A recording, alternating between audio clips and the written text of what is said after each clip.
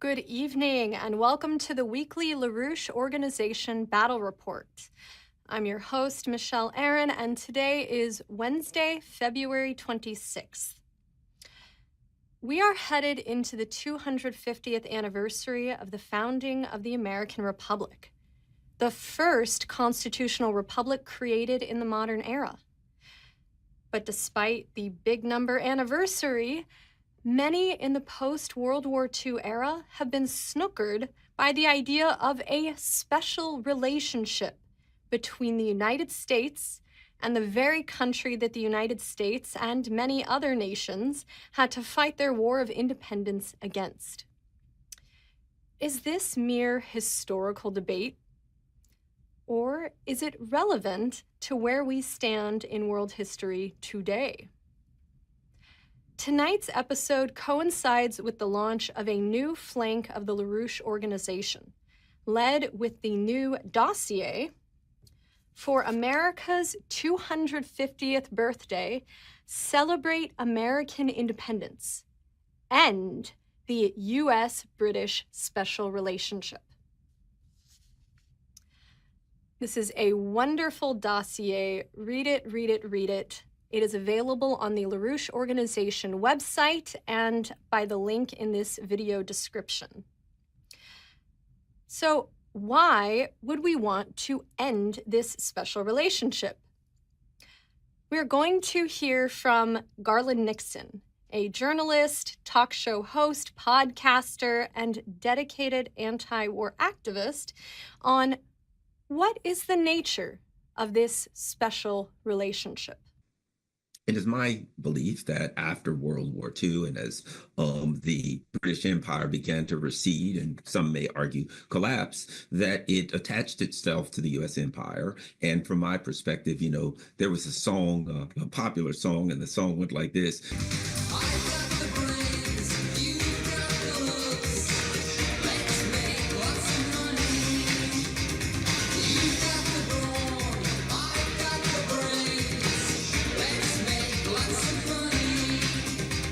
I've got the brains, you've got the brawn, let's make some money, right?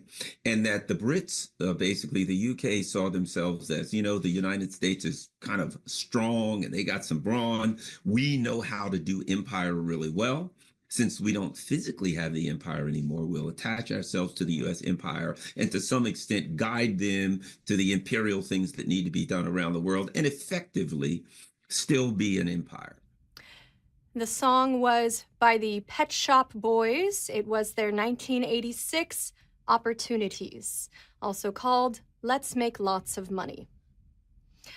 Now let's go to a report from Washington, D.C., where today LaRouche organizers went to deploy the new dossier. Hi, everybody. This is the LaRouche Organization. I'm Jerry Belsky with Robert Castle and a group that is going to the Congress today.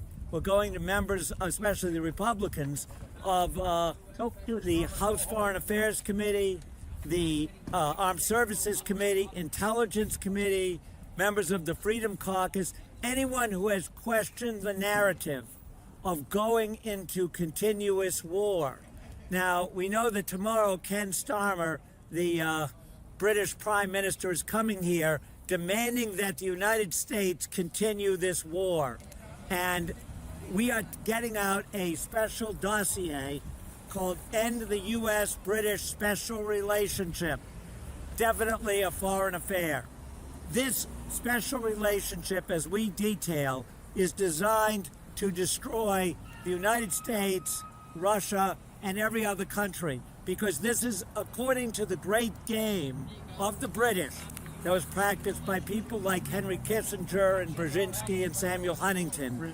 You always get the two most powerful nations to fight each other. That way an empire can run the world. And the British are very explicit that this is how the great game manipulates the world. It's manipulated the world in Eastern Europe. It's manipulating the world in Southwest Asia, between Israel and Palestine. It is designed to actually get nations to destroy themselves and commit suicide. Fortunately, President Trump is deciding to end this war. There's nothing that Ken Starmer is going to say that's going to convince him. But we have to destroy the bigger picture, which is the British relationship itself. We have to end the entire concept of geopolitics. And as Helga Zepp LaRouche has said, we have to get a new security and development order for the whole planet, in which the American system of Hamilton, of Lincoln, of Franklin Roosevelt, Henry Carey, is actually implemented, where we're using technology to build infrastructure and help every nation develop itself. That's the alternative to the British Great Game, and that's the message we're getting out today to the members of Congress. You want me to add something? Sure. Well, I mean, I think it really behooves all American citizens to recognize what a moral atrocity our country is involved in with the depopulation of Ukraine, the depopulation of Palestine. And, you know, I was recently talking with a friend of mine about Confucius, and he was explaining to me that a Confucius scholar, he basically explained Confucius's legacy as preserving the blueprint for a civilization. And I think the founders of our nation, like George Washington in his farewell address, they understood perfectly well how our republic could disintegrate.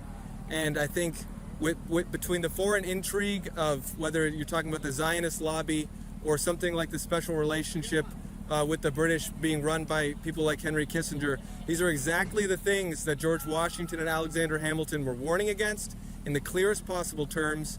And when we think about a figure like Lyndon LaRouche, somebody who's not recognized in his own time, I think you can see a parallel in someone like Confucius, who presented the ideas for the preservation of civilization because he was not recognized in his own time.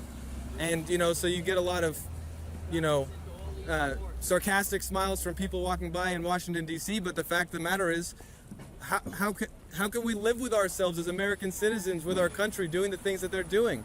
It's an absolute atrocity. We have a moral responsibility to change the policy of our nation.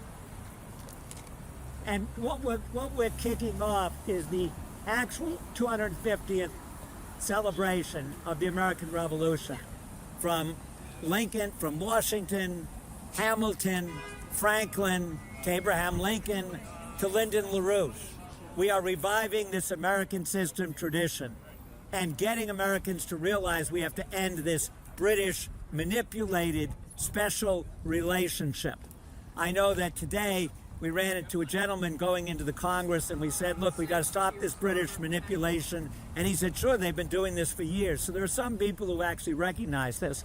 We talked to an Iranian couple from Canada who absolutely knew how the British have manipulated affairs in that part of the world. And in fact, in general, with Henry Kissinger and Brzezinski and Huntington leading the pack here in the United States. So this is the time to get Americans to realize we can finally not just end the war in Ukraine, but end the manipulation of one nation against the other, which is the British policy of geopolitics. And it's now time to recognize there's another policy, which Lyndon LaRouche identified and championed, the American system of economic development, in which all nations actually can share in the general welfare. It's not a zero-sum game of us against China, us against Russia, us against this country or that country. What's in the general nature and interest of all nations as human creative beings?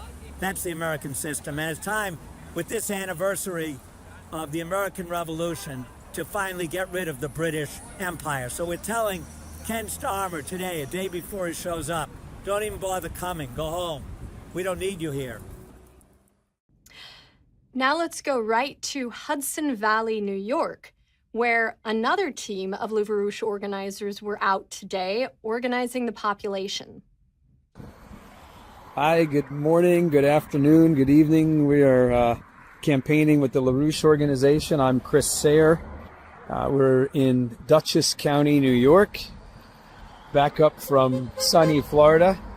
And we're getting a lot of honks from the road there to our sign. You can see our sign here.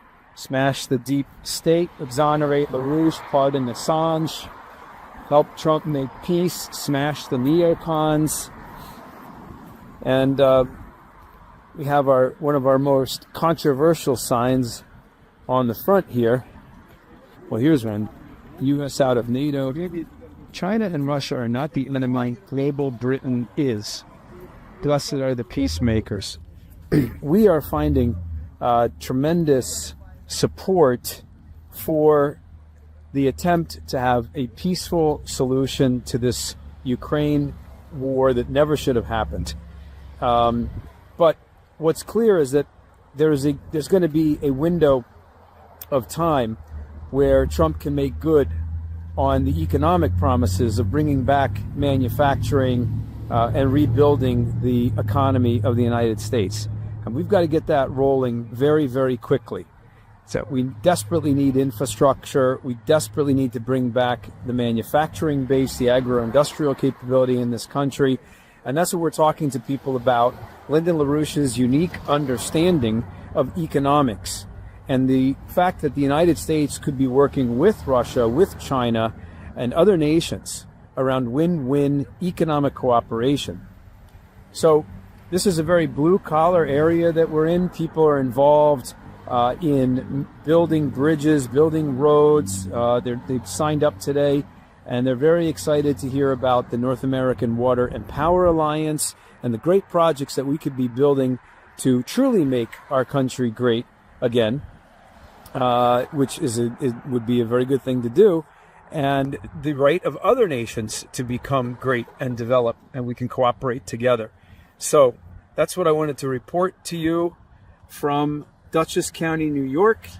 And at the same, we're telling people about our crew down in Washington, D.C. right now, greeting Keir Starmer and the Brits and their fellow travelers who intend to keep us in this splendid little Project Ukraine operation, and letting them know that we are going to protect the peacemakers from the British warmongers. Thanks very much. Talk to you soon. Let's now go to the state of Utah, where a few days ago, LaRouche activist Josiah went to a campus to talk to the students. Hey everyone, this is Josiah. I'm reporting live in the field from the beautiful and sunny Southwest at a local university.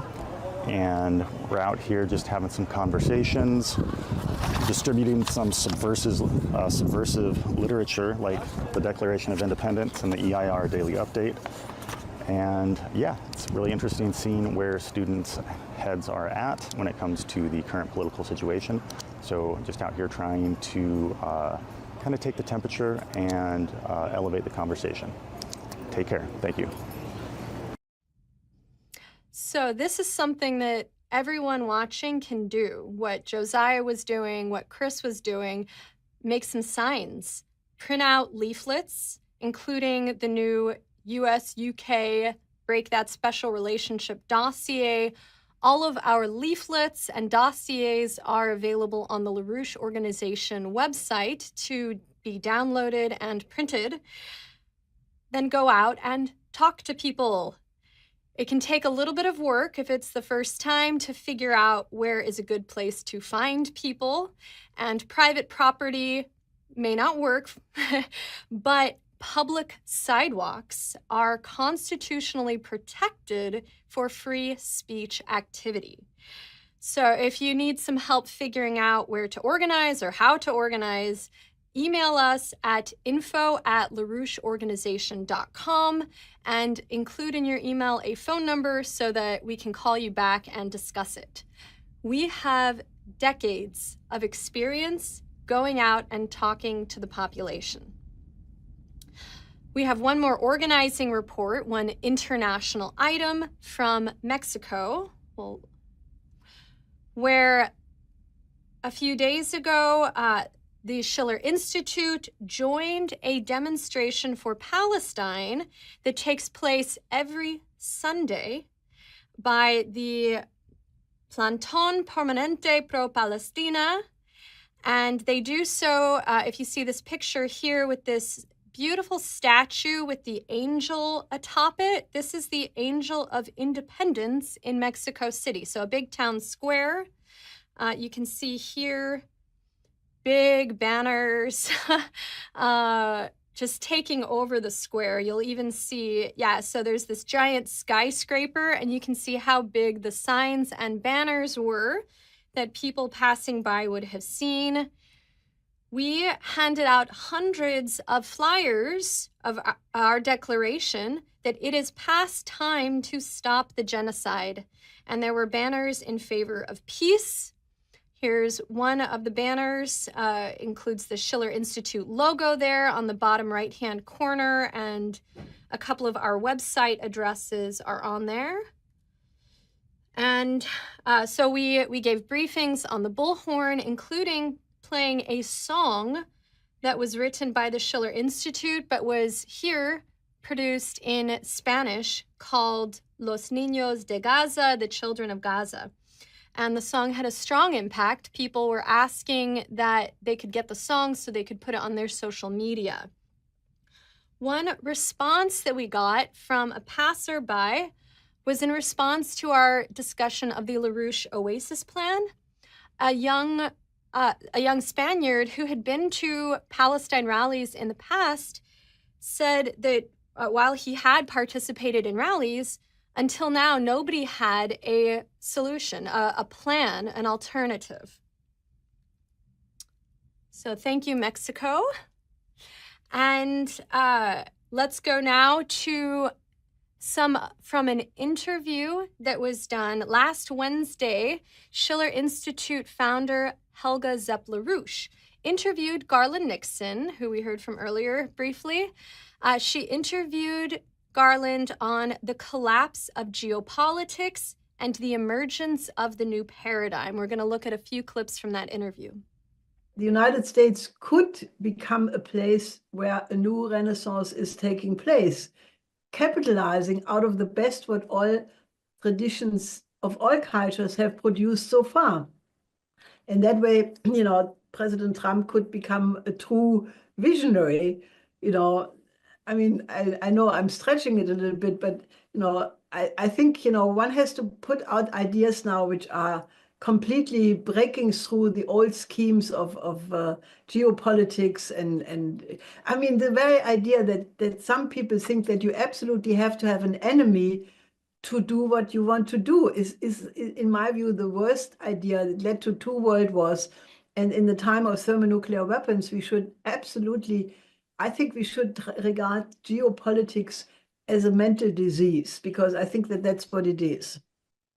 Well, I think that even in your the title for this particular show, the emergence of the new paradigm, and I think that implies that we do have to think, do forward thinking, that we do have to come up with new ideas, and we do have to have some hope and belief that we may be able to institute some of the. I say new ideas. As you know, a lot of these ideas aren't new. I think one of the things that has happened over the past is the imperial power had to ostracize, attack, isolate your organization, because you were one of the few organizations that were wise to exactly who they were. And you were talking about, this is who the British Empire is, and this is what they do. And as the British Empire starts to come to grips with exactly the reality they're dealing with now, I think the necessity for going after your organization will recede, and I think your organization will be able to flourish and do some of the really good work that you're doing more in the open and not be as pushed into the shadows as you have been. To be frank, we were told I didn't know anything about the LaRouche Organization. All I was told from what I've learned was, well, they're just a bunch of crazy people. They're crazy people.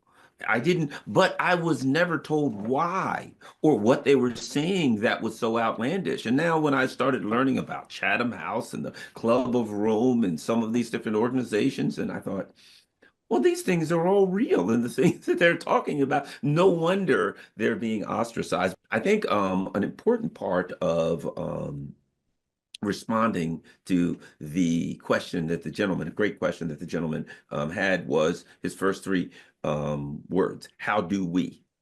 That's a good question. How do we do that, right? And here's how we do that, in my opinion. Number one, you have to continue to build on and strengthen the anti-war community. Right. You have to continue to build on those of us who, oppose confrontation. But I think there's a second part of that we really need to consider now. And that is, when you're just, for instance, I'm here. When the Biden administration was there, and or as I've called them oftentimes, the Blinken-Sullivan administration, we had to push back against people who were clearly, moving in a wrong direction. With Donald Trump, we're going to get a mixed bag, right? We're going to get some things that we're unhappy with. We're going to get some things that we're happy with. I think we have to build the anti-war community, but I think the anti-war community also has to take on a more assertive, it has to have an assertive aspect of it where we know, rather than just the word anti, I'm opposed to, great, you're opposed to war and military conflict, but what are you for? And now that I can look at the Trump administration and say, well, I'm unhappy with some things that they're doing, but I'm very happy with some things that they're doing. The anti-war community has to have an element of it that when we see our government or any particular official doing policies that we approve of, that we have an element where we, for lack of a better way to put it, we reward them. The full discussion between Helga and Garland is available. We include a link in the description here. Very good discussion of the whole strategic picture and how can we do it. So our last report for this evening is an excerpt from a recent interview by Diane Sare, the president of the LaRouche Organization, who was put on a local access community channel, the White Plains, New York Community Media, on a program called People to Be Heard. Good evening, I'm John Bailey. This is People to Be Heard, the program where people who have something to say have their say. My guest tonight is Diane Sare. She is president of the LaRouche Organization and ran on the LaRouche party line. Welcome to the program. Thank you very much. Nice to be here. Yes, and she gives us an outside view of politics in the rough and tumble of it. All right. Lyndon Hermel LaRouche Jr. was an American activist who founded the LaRouche movement and its main organization, the National Caucus of Labor Committees. He was a World War II veteran. Like myself, he came from a New England Quaker family, and Quakers, of course, are pacifists, so you'd say, how did he end up in World War II? But after Pearl Harbor, sometime later, he decided to enlist, served as a medic, and ended up in the Asia-Pacific Theater in Myanmar, Burma, and then later India. And his experience in India, I think, had a big impact on him because he was there literally the day after the mass slaughter in Calcutta in 1946 that people know from Gandhi. And he said that the people of India would come up to the American soldiers and say, you know, we want to have our own economy. We want to produce finished goods. We don't just want to be slave labor for the British Empire. And can you do something about that when you get back? So I think it was sort of LaRouche's mission to create the world that FDR envisioned, which is, and many Americans are not aware of this, but FDR told Churchill, we're not in this war for you to keep all your colonies. We expect every nation to have its full sovereignty and independence when the war is over. And Churchill was quite angry about that. And LaRouche suspects that the British deliberately prolonged the war to make sure FDR was dead. Really? Yes, by the time, I mean, think about all we were doing in Northern Africa and Italy. It took us forever to cross the channel. You know what I'm saying? Normandy wasn't until 44. So, and FDR was known, he had had polio, he was really pushing himself like crazy, he was getting very fatigued, and of course the war ended just a month, 4 weeks after his death. Yes, it was a very sad time for him. Yeah. What does the LaRouche Organization stand for today?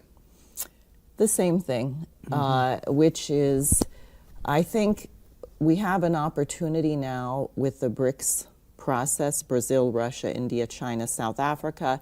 Now it's been joined by many other nations. I'm not sure how many it's up to officially. There's BRICS officially, which might be about 13 at this point, and then there's partners. And they are not against the West. They just, it was sort of a self-defensive mechanism, because if you're going to use the dollar to bludgeon us, threaten us with sanctions, starve us, you know, what are we supposed to do? Sit there and die? No. So our insistence on imposing sanctions on other nations has driven them to find other means of economic prosperity and other trading partners. And that's what's happened. And what they're investing in, like the China Belt and Road Initiative, unlike what we're investing in, is massive, massive infrastructure, deep water ports, high-speed rail, nuclear power. The United States should be doing these things. We are happy to put representatives of the LaRouche Organization, including perhaps Diane, on programs like this local access cable show and other independent media outlets. Please contact us at info@LaRoucheOrganization.com if you have a show that you would like to set up. Again, include please a phone number so we can call you back and make it work, make it happen. So you have heard this evening about the initiative of the LaRouche Organization to end the US-British special relationship. And you've seen many examples of just some of what we're doing to accomplish it. Join us. Donate. You can sign up to become a sustaining member of the LaRouche Organization on the website and in included links. Sustaining members will receive the intelligence journals of the LaRouche Organization, the Daily Alert, and the EIR Weekly Journal. Also, subscribe and share this video to your networks, your friends, families, colleagues, friends, and enemies.